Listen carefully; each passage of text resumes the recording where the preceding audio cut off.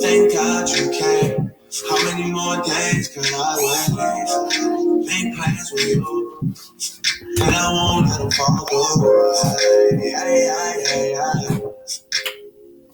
I think I lie for you. I think I die for you. Jealousy cry for you. Do things when you want me to. Like control. Yeah, like control. Don't work like that when you love somebody. My old flex is my new flex now, and we're working on it. That's why I need all the energy that you bring to me. My last girl would tear me apart, but she never wanna split it. Real Housewives of Potomac stars Wendy and Edward Osefo are speaking out following their arrests. Hours after the Bravo celebrities were taken into custody in Westminster, Maryland, October 9th, over multiple felony charges of fraud, the pair were each released on a $50,000 bond and returned home.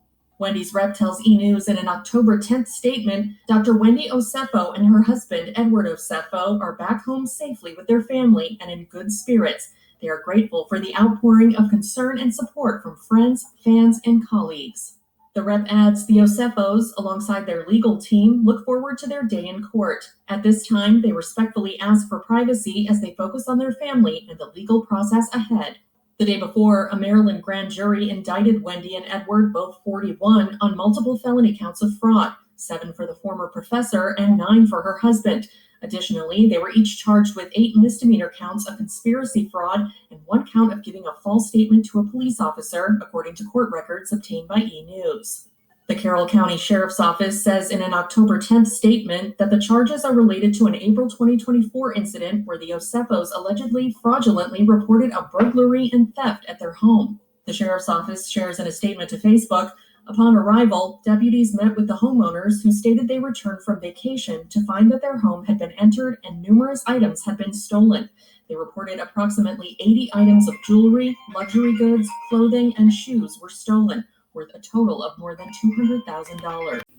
So the Real Housewife of Potomac star Wendy Osefo is facing shocking fraud charges, and the Carroll County Sheriff James T. DeWeese has unpacked the scale of the allegations in a press conference. So, everybody is innocent until proven guilty. But they say that the Real Housewife of Potomac couple, Wendy and Eric Osefo, is facing 7 counts of insurance fraud, 8 counts of conspiracy to commit insurance fraud, 1 false statement to the police officer, and they posted bail today at 10/15/2025. Like I said, we have to make note that these are Africans. They are not fundamental Black Americans. They are African. I think they are from Nigeria, you guys. We just have to get this straight. Okay, this is a news report. The Real Housewife of Potomac, Wendy, and her husband, they're making the news for fraud. Which is filmed partially from their residence in Finksburg, Maryland, an hour away. On April 7, 2024, at approximately 10:13 p.m., deputies responded to a residence in the 1900 block of Turnberry Court in Finksburg for a reported burglary. Edward Osefo called 911 to report the burglary. Edward and Wendy Osefo, both from Finksburg, live at that address, and they have 3 school-aged children. They reported that their home had been burglarized sometime between April 2nd and April 7th of 2024 while they were on vacation in Jamaica. The house would have been vacant at the time with no one's house sitting. No one had a key to the residence, according to the Osefos. The Osefos claimed that designer handbags and jewelry valued at more than $200,000 were missing from the primary residence bedroom upstairs. Responding patrol deputies handled the burglary according to policy and made contact with investigators with my major crimes unit to assist because of the dollar amount that was stolen. Crime scene investigators came to the scene the night of the report to process the scene for fingerprints, DNA, and anything of evidentiary value. And while I'm there, I want to thank the state police. They actually responded, and the superintendent of the state police, Colonel Butler, I want to thank him for working with us on the case and providing resources. It should be noted that the residence does have interior and exterior surveillance cameras. None of the cameras picked up any motion or indicated a breach inside of the house. Cameras also did not pick up any suspicious activity outside of the residence during the time the osefos were away from the residence. Detectives also checked surveillance cameras from neighbors. No evidence of a break-in or suspicious activity was noted at the osefos' residence. Patrol deputies and detectives found no signs of forced entry or physical evidence of the burglary, such as footprints, fingerprints, or any entry point. The osefos alleged that the burglar came in through a second-story window into the master bedroom. There was no evidence inside the residence that someone made an attempt to get into the residence through that particular window. No evidence indicated that anyone attempted to enter the house. The bedroom upstairs where the theft occurred was ransacked. The mattress was thrown off of the bed onto the floor to give an indication that a burglary did occur. Initial responding deputies again called our investigators because of the high dollar amount that was stolen. After the initial report, following days, we made contact with 3 separate insurance companies that the osefos used to insure their property, which is common with this loss that this type of loss that detectives actually communicate with insurance companies to share information.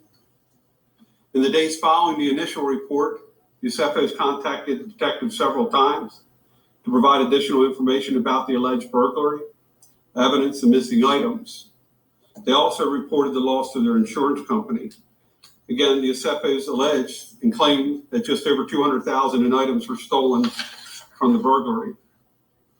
Weeks after the alleged burglary, detectives discovered Mrs. Osefo had posted photos on social media wearing jewelry that matched items she had reported stolen, specifically a diamond anniversary band. Detectives were provided receipts by the osefos for the loss of items that they had purchased dating as far back as 2018. On those receipts were email addresses. We had become suspicious that this was a false claim. On those receipts were email addresses, which detectives authored search and seizure warrants so that they could access both the osefos' email accounts to attempt to acquire more evidence. The emails provided additional evidence that indicated this was a fraudulent claim, specifically Edward's communication with Wendy, and I quote, "Are there additional high-value items we can add to this inventory list? I'm trying to get the total to exceed $423,000, which is our policy maximum." Over the next several months, detectives worked diligently to verify the information provided and to locate the reported stolen property. It was later confirmed that Mrs. Osefo had returned several of those same items valued at over $20,000 to the place that she originally purchased prior to the alleged burglary. We can see as far back as 2018, several items that had been purchased in 18 and receipts supplied to the insurance company, only those items had been returned to the purchaser or to the store that she purchased them from during the window in 2018 of the return policy.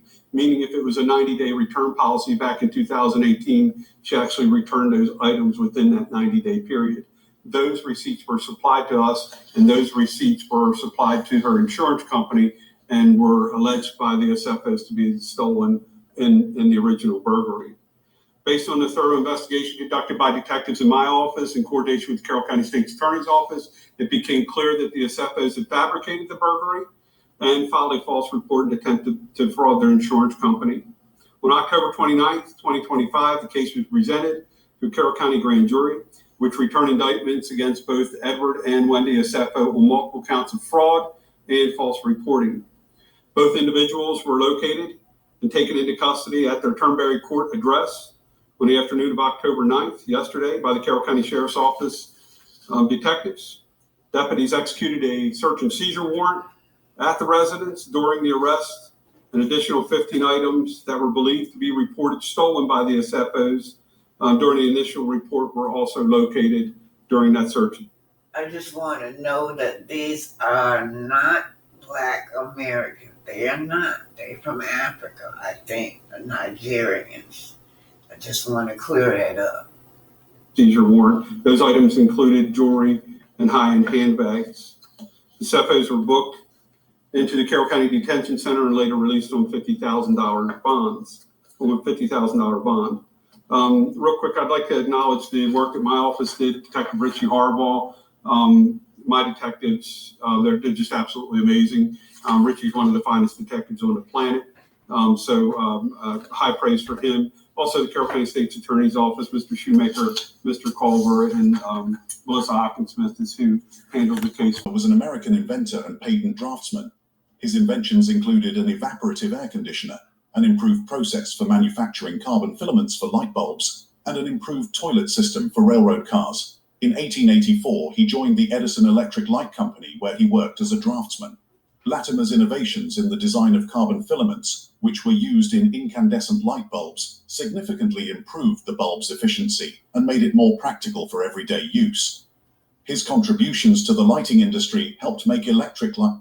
So you hear about in school it was Benjamin Franklin, but Benjamin Franklin did nothing. It was Latimer that caused that light to be able to stay on, that little filament in the light bulb that caused us to have lights today. Being more accessible and affordable. While Thomas Edison is often credited with inventing the practical incandescent light bulb, Latimer's contributions to its development were invaluable, and he played a crucial role in advancing the technology. Though Latimer is sometimes referred to as the Black Edison, it is curious at worst and strange at best to note that more often than not, his name is never mentioned in a text when the question of who invented the light bulb is raised. This being the fact that Latimer has the patent on the carbon filament, the portion of the light bulb that makes it last longer. 4. Elijah McCoy. Born on the 2nd of May, 1844, Elijah McCoy was the inventor who revolutionized the railroad. He was a passionate inventor who ended up with 57 patents, 50 of which were related to the lubrication of steam engines, as well as a folding ironing board and a lawn sprinkler. Facing educational barriers in Canada, McCoy was sent to Edinburgh, Scotland at the age of 15 to pursue an education in engineering. When he returned to North America, he got a job as a fireman and oiler at the Michigan Central Railroad, where he used his engineering training to help solve some of the common engine overheating problems. His first patent was for an automatic lubrication system for locomotive steam engines in 1872. However, he continued to invent and refine his devices, and by the turn of the century, he had produced more patents than any other black inventor at the time. Lacking funding to manufacture his inventions, he sold off many of his patents. However, by 1920, he was able to establish the Elijah McCoy Manufacturing Company and finally produce his inventions under his own name. Legend suggests that his work was so sought after that it would be requested by name, which may be the origin of This is by way of Black Journal, y'all. Phrase, the real McCoy. Though McCoy is perhaps known as the most prolific of all black inventors, his name was not even mentioned in an authoritative book on the history of the American locomotive industry. The 1922 book by engineer E.L. Abrams' Lubrication of Locomotives identifies several early pioneers and organizations with no mention of McCoy, nor did any other lubrication literature credit him during that time. 5. Alexander Miles. Alexander Miles was a successful black inventor in the late 19th century, best known for inventing elevator doors that could automatically open and close. His invention made riding an elevator much safer, with automatic doors still being a standard feature on modern-day elevators. Alexander Miles was born on May 18, 1838 in Circleville, Ohio, to Michael and Mary Miles. Sometime in his early adulthood, he moved to Waukesha, Wisconsin, where he worked as a barber throughout the 1860s. Miles experienced great success as a barber in Duluth, opening a barber shop in the 4-story St. Louis Hotel. He even used his savings to purchase a real estate office. His business achievements earned him a spot as the first black member of the Duluth Chamber of Commerce. In In 1884, Miles built a 3-story brownstone building in an area that became known as the Miles Block. However, during elevator rides in his buildings, Miles witnessed the risks associated with an elevator shaft door accidentally left open. There were many examples of people accidentally falling to their death through the shaft because the elevator doors at the time had to be manually operated. Miles was determined to solve this problem. He attached a flexible belt to the elevator cage, which touched drums positioned along the elevator shaft, directly above and below the floors. His invention allowed elevator shaft doors to operate at the correct times. The elevator doors were automated through a series of levers and rollers. Alexander Miles was granted a patent for his invention on October 11, 1887. Before his death on May 7, 1918, Miles was considered the wealthiest black person in the Pacific Northwest area, largely due to income from his invention. Miles was inducted into the National Inventors Hall of Fame in 2007. 6. Benjamin Bradley. Benjamin Bradley was an... This is a Black History Spotlight. This is Author Black Titanic. How you guys doing? Well, today's lesson is the elevator. A black man by the name of Mr. Alexander. Mr. Alexander invented the elevator, you guys. What he did was improve the elevator doors. I remember growing up as a little girl that you had to have people to operate the doors. Plenty of people was falling the door. It just really wasn't safe until Brother Alexander came and created the elevators. So now you know that a black man by the name of Mr. Alexander invented the elevators. So this is a Black History